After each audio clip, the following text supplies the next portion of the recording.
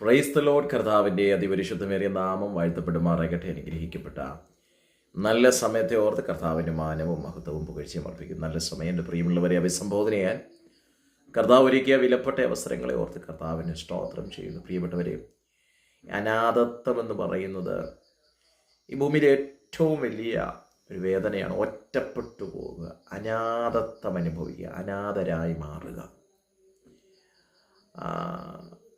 എന്നെ കേൾക്കുന്ന ഒട്ടനവധി പേരും അങ്ങനെയുള്ള പല സാഹചര്യങ്ങളിലൂടെ കടന്നുപോയവരായിരിക്കാം.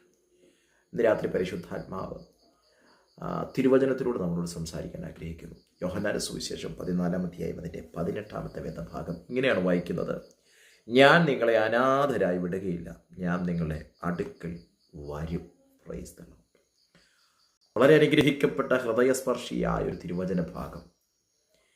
ഞാൻ പ്രാരംഭത്തിൽ പറഞ്ഞതുപോലെ അനാഥത്വം എന്ന് പറയുന്നത്, ഒറ്റപ്പെടൽ എന്ന് പറയുന്നത് ഏറ്റവും അധികം വേദനാജനകമായ ഒരു വിഷയമാണ്. ഈ ഭൂമിയിൽ ഏറ്റവും വലിയൊരു വേദന ഏതെന്ന് ചോദിച്ചാൽ ഒറ്റവാക്യം പറയാം: ഒറ്റപ്പെട്ടു പോകുക. ആരുമില്ലാത്ത സാഹചര്യത്തിൽ ഉരിയാടാൻ ആരുമില്ലാതെ, വിശേഷം തിരക്കാൻ ആരുമില്ലാതെ, കൂടെ നിൽക്കാൻ ആരുമില്ലാതെ ഒറ്റപ്പെടുത്തിക്കളയുക എന്ന് പറയുന്നതാണ് ഏറ്റവും വലിയ വേദന എന്ന് പറയുന്നത്.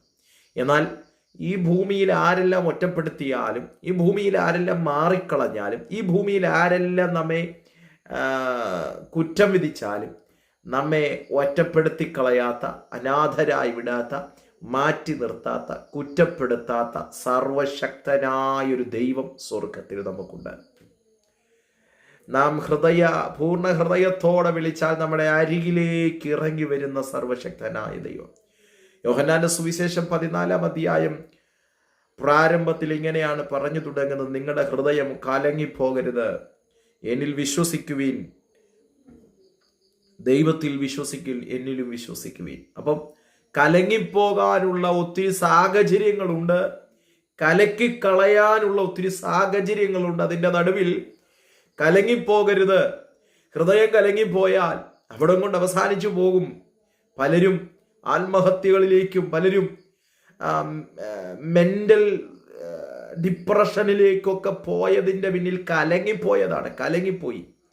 ഒട്ടനവധി പ്രതിസന്ധികൾ കണ്ട്, ഒട്ടനവധി വേദനകൾ കണ്ട്, ആരും കൂടെ നിൽക്കാനില്ലാതെ ഒറ്റപ്പെടുത്തിക്കളഞ്ഞ് സ്തോത്രം എന്ന് പറഞ്ഞാൽ എത്ര നല്ലത് ചെയ്താലും, എന്തൊക്കെ ചെയ്താലും കുറ്റപ്പെടുത്തലുകളല്ലാതെ, ഒറ്റപ്പെടുത്തലുകളല്ലാതെ മറ്റൊന്നും കൊടുക്കാതെ അങ്ങനെ കണ്ട് ഒട്ടനവധി പ്രാവശ്യം അനുഭവിച്ച് മെന്റലായി പോയി ഡിപ്രഷനുകളിലേക്ക് പോയ അനേകരുണ്ട്. ദൈവത്തിന് സ്തോത്രം ചെയ്യുന്നു. പ്രിയപ്പെട്ടവരെ, ഈ ഭൂമിയെ കുറിച്ച് പഠിക്കുമ്പോൾ, നമ്മുടെ ചുറ്റുപാടുകളെ കുറിച്ച് പഠിക്കുമ്പോൾ ഒന്ന് നമുക്ക് മനസ്സിലാക്കാം: നമ്മെ കലക്കിക്കളയാൻ, നമ്മുടെ ഹൃദയത്തെ കലക്കിക്കളയാൻ അനേകരുണ്ടാകും. അനേക വ്യക്തികൾ എഴുന്നേറ്റെന്ന് വരാം. എന്നാൽ നമ്മുടെ ആശ്രയം സർവശക്തനിലായിരിക്കണം. അതാ വചനം ഓർമ്മിപ്പിക്കുന്നത്: ദൈവത്തിൽ വിശ്വസിക്കുവിൻ, എന്നിലും വിശ്വസിക്കുവിൻ. യേശു കർത്താവ് പറയുന്ന അനുഗ്രഹിക്കപ്പെട്ട ഒരു സ്റ്റേറ്റ്മെന്റ് ആണ്: എന്നിൽ വിശ്വസിക്കുവിൻ, എൻ്റെ പിതാവിലും വിശ്വസിക്കണം. ദൈവത്തിന് സ്തോത്രം. ഇന്ന് രാത്രി ഈ സന്ദേശം പറയുമ്പോൾ ആരുടെയെങ്കിലും ഹൃദയങ്ങൾ കലങ്ങിപ്പോയ അവസ്ഥയിൽ, കലക്കിക്കളഞ്ഞ അവസ്ഥയിൽ ആയിരിക്കുന്ന ഏതെങ്കിലും സാഹചര്യങ്ങളിലൂടെയാണോ കടന്നു പോകുന്നത്? കർത്താവേ, എൻ്റെ കൂടെ അല്പനേരം ഇരിക്കാൻ ആരുമില്ല, എൻ്റെ കൂടെ അല്പനേരം സംസാരിക്കാൻ ആരുമില്ല, എനിക്ക് കൂടെ നല്ല വാക്ക് പറയാൻ ആരുമില്ല. ദൈവത്തിന് സ്തോത്രം എന്ന് വേദനപ്പെട്ട് അനാഥത്വം അനുഭവിക്കുന്ന ആരെങ്കിലും ഉണ്ടോ? സ്തോത്രം. നിങ്ങളെ കൈവിടാത്തൊരു ദൈവത്തിൻ്റെ കരമുണ്ട് കേട്ടോ. കൈവിടാത്തൊരു ദൈവത്തിൻ്റെ കരസ്പർശനമുണ്ട് കേട്ടോ. ഇന്ന് രാത്രി ആ കരസ്പർശനം നമ്മുടെ അരികിൽ നമ്മെ തലോടുവാൻ, സ്തോത്രം, ഭയപ്പെടണ്ട എന്ന് പറഞ്ഞ്, ഭാരപ്പെടണ്ട എന്ന് പറഞ്ഞ്, ഞാൻ കൂടെയുണ്ടെന്ന് പറഞ്ഞ് നമ്മുടെ അരികിലേക്ക് ഇറങ്ങി വരുന്നൊരു ദൈവ സാന്നിധ്യമുണ്ട് കേട്ടോ. ഇന്ന് രാത്രി വിശ്വസിക്കുന്നവരോട് ഞാൻ ആത്മാർത്ഥതയോടെ കൈമാറുന്നു: ആരും കൂടെ നിൽക്കാനില്ലെങ്കിലും നമ്മുടെ കൂടെ നിൽക്കുന്നൊരു ദൈവത്തിൻ്റെ കരമുണ്ട്. വിശുദ്ധ വേദപുസ്തകം, ഉൽപ്പത്തി പുസ്തകം മുതൽ പഠിച്ചു വരുമ്പോൾ കാണാൻ കഴിയുന്ന വേദഭാഗമാണ്. സ്തോത്രം. യാക്കോബ് ഒരു ഒരു ആമേഷ്ടോത്ര തൻ്റെ ഭവനത്തിൽ നിന്ന് ഇറങ്ങിപ്പോകുകയാണ്. ആ അപ്പനിൽ നിന്ന് അനുഗ്രഹം മേടിച്ച് അമ്മ പറഞ്ഞു, നീ സഹോദരപുത്രന്റെ വീട്ടിലേക്ക് പോകാൻ പറയുമ്പോൾ അവിടെ ചെന്ന് നിൽക്കുമ്പോൾ സൂര്യൻ അസ്തമിച്ചു. ഭൂമി അവനെതിരായി നിൽക്കുകയാണ്. സൂര്യൻ അസ്തമിച്ചു. ഒരു സ്ഥലത്തെത്തിയപ്പോൾ സൂര്യൻ അസ്തമിച്ചെന്ന് കാണാൻ കഴിയുന്നു.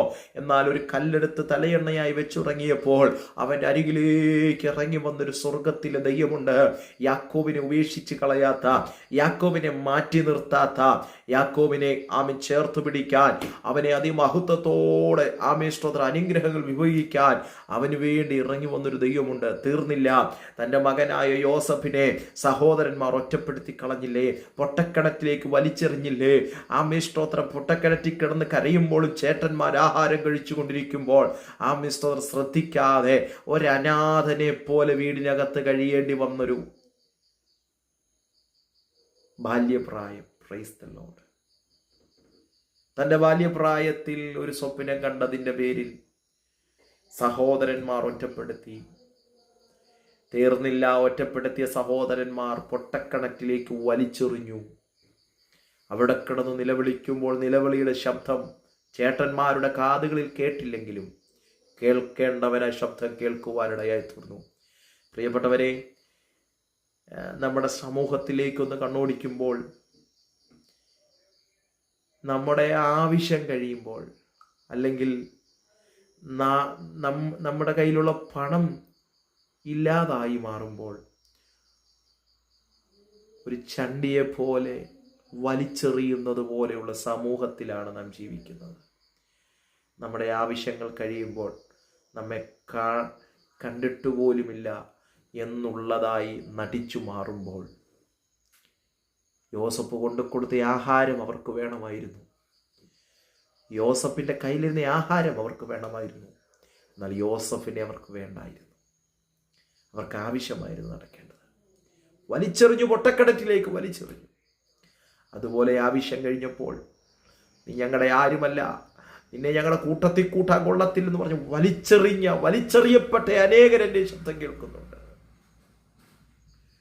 നമുക്കൊരു ചോദ്യമുണ്ട് ദൈവത്തോട്. കർത്താവേ, നന്മയല്ലേ ചെയ്തിട്ടുള്ളൂ, നല്ലതല്ലേ ചെയ്തിട്ടുള്ളൂ, എന്നിട്ടും അനുഭവിക്കുന്നത് തിന്മയാണല്ലോ.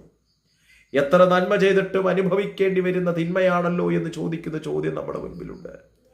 പ്രിയപ്പെട്ട സ്നേഹിത, സുഹൃത്തെ, മാതാവേ, പിതാവേ, അങ്ങ് കരയുന്ന, നെഞ്ചുപൊട്ടി കരയുന്ന കരച്ചിൽ കാണുന്ന സഹോദരങ്ങൾ കാണത്തില്ല, സുഹൃത്ത് വലയങ്ങൾ കാണത്തില്ല. എന്നാൽ കരയുന്ന കരച്ചിലിന് മറുപടി തരുന്ന സർവശക്തനായ ദൈവമുണ്ട്. നമ്മളെ അനാഥരായി വിടാത്ത, യോസഫെ തന്നെ അനാഥനായി വിടാത്തൊരു ദൈവമുണ്ട്. സഹോദരന്മാർ അനാഥരാക്കിയേക്കാം, സഹോദരന്മാർ വലിച്ചെറിഞ്ഞേക്കാം, സഹോദരന്മാർ സ്തോത്രം മിഥ്യാനിയ കച്ചവടക്കാർക്ക് വിറ്റേക്കാം.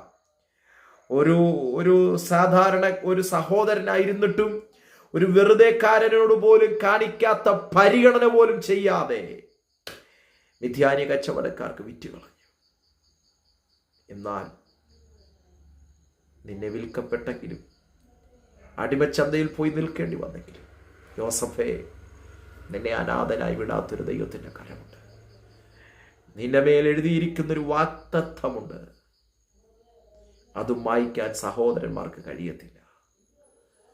അത് മായ്ക്കാൻ ഈ ഭൂമിയിലെ ആർക്കും കഴിയത്തില്ല എന്ന്. അത് വലിയ ദൈവപ്രവൃത്തിയായി മാറാൻ പോവുകയാണ്. എന്നെ കേട്ടുകൊണ്ടിരിക്കുന്ന എൻ്റെ സഹോദരങ്ങളോട് ഞാൻ ആത്മാർത്ഥതയോടെ പറയാം, താങ്കളുടെ മേൽ ദൈവം എഴുതിയിരിക്കുന്ന വാഗ്ദത്തങ്ങളെ, പ്രവചന ശബ്ദങ്ങളെ മായ്ച്ചു കളയാൻ ഒരു പൊട്ടക്കുഴിക്കും കഴിയത്തില്ല, ഒരടിമ ചങ്ങലയ്ക്ക് കഴിയത്തില്ല, ഒരു കാരാഗ്രഹത്തിന് കഴിയത്തില്ല. അത് നിവർത്തിയാകുക തന്നെ ചെയ്യും. ദൈവത്തിൻ്റെ വചനം പറയുന്നു, ഞാൻ നിങ്ങളെ അനാഥരായി വിടത്തില്ല, ഞാൻ നിങ്ങളുടെ അടുക്കൽ വരും. ആരൊക്കെ ഉപേക്ഷിക്കട്ടെ, ആരൊക്കെ തള്ളിക്കളയട്ടെ, ആവശ്യം കഴിഞ്ഞപ്പോൾ ആരൊക്കെ മാറ്റി നിർത്തട്ടെ, നിന്നെ കൊള്ളത്തില്ലെന്ന് പറയട്ടെ, കൂട്ടത്തിൽ കൂട്ടാൻ കൊള്ളത്തില്ലെന്ന് പറയട്ടെ, കുടുംബത്തിൽ കയറ്റാൻ കൊള്ളത്തില്ലെന്ന് പറയട്ടെ, ഈ പുസ്തകം എടുത്ത് നമ്മെ അനാഥരായി വിടാത്തൊരു ദൈവത്തിൻ്റെ കരമുണ്ട്. വളരെ പ്രാർത്ഥനയോടെ, ദൈവാശ്രയ ബോധ്യത്തോടെ, എൻ്റെ തമ്പുരാൻ എനിക്ക് വേണ്ടി ഉണ്ടെന്നുള്ള ബോധ്യത്തോടെ നമുക്ക് മുൻപോട്ട് പോകാം. കർത്താവ് വചനങ്ങളാൽ നമ്മെ അവരെ അനുഗ്രഹിക്കട്ടെ. God bless you. Thank you.